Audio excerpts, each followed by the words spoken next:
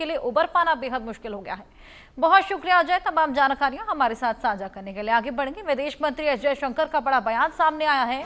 आतंकवाद पर कार्रवाई जरूरी है, भारत न्यूक्लियर ब्लैकमेल के आगे नहीं झुकेगा, आतंकवाद प्रायोजक ऊंची कीमत चुकाएंगे। ये तमाम बड़ी बातें विदेश मंत्री एस जयशंकर बोलते हुए नजर आए हैं।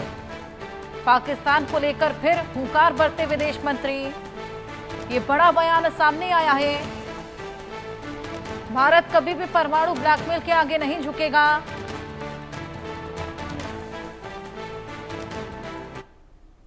It was also heartening to terrorism epicenters are no longer immune. India's zero tolerance for terrorism is manifest today through its actions. We will never give in to nuclear blackmail, and whatever decisions have to be taken in India's national interest are taken and will continue to be taken. As we responded to the Pahalgam attack, it was also heartening to witness the understanding from other nations of our right to defend ourselves. हमारे साथ हमारे सहयोगी आदित्य कुमार जुड़ गए हैं। आदित्य, पाकिस्तान की गीदड़ भभकियों को एक और प्रहार मिला है यहाँ पर विदेश मंत्री एस जयशंकर का।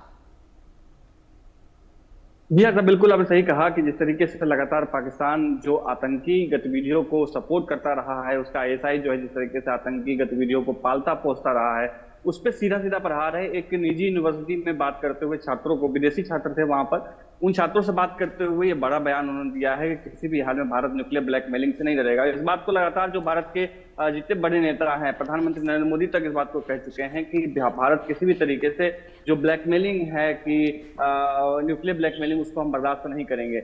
आपको याद होगा कि जिस वक्त ये ऑपरेशन सिंदूर चल रहा था, पहलगाम हमला के बाद में एक संभावना जताई जा रही थी कि भारत कार्रवाई करेगा और बहुत ही पाकिस्तान को बुरा तरीके से पीटेगा। उस तरीके से देखने को भी मिला, जिसके बाद लगातार पाकिस्तान जो है भारत पे न्यूक्लियर वॉर की जो धमकी दे रहा था, लगातार पाकिस्तान भारतीय सेना के साथ में न्यूक्लियर वॉर की धमकी दे रहा था।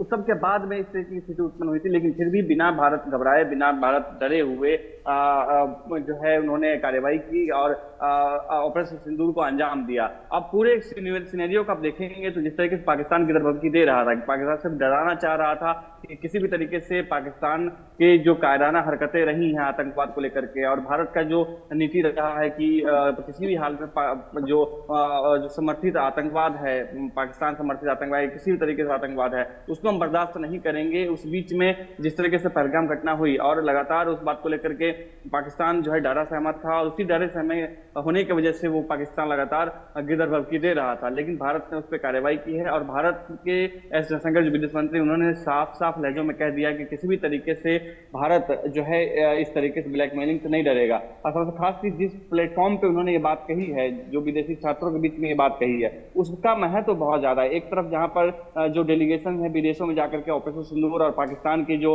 मंशा है आतंकवाद को लेकर के, उसके बारे में सबको बताने के लिए निकले हुए हैं। वहीं दूसरी तरफ भारत में भी इस तरीके की जो कार्रवाई है की जा रही है, ताकि पाकिस्तान को उसकी जो आईना, उसकी तस्वीर जो है, उसकी जो गंदी तस्वीर है जिसमें वो साफ साफ तरीके से आईएसआई उसका और पाकिस्तान खुद पाकिस्तान का आतंकवाद का समर्थन करता है। जी बिल्कुल आदित्य, आपके पास मैं वापस आऊंगी। एक और बड़ी खबर दर्शकों को दे दें। भारत पाकिस्तान पर अमेरिकी राष्ट्रपति ट्रंप का भी बड़ा बयान सामने आया है।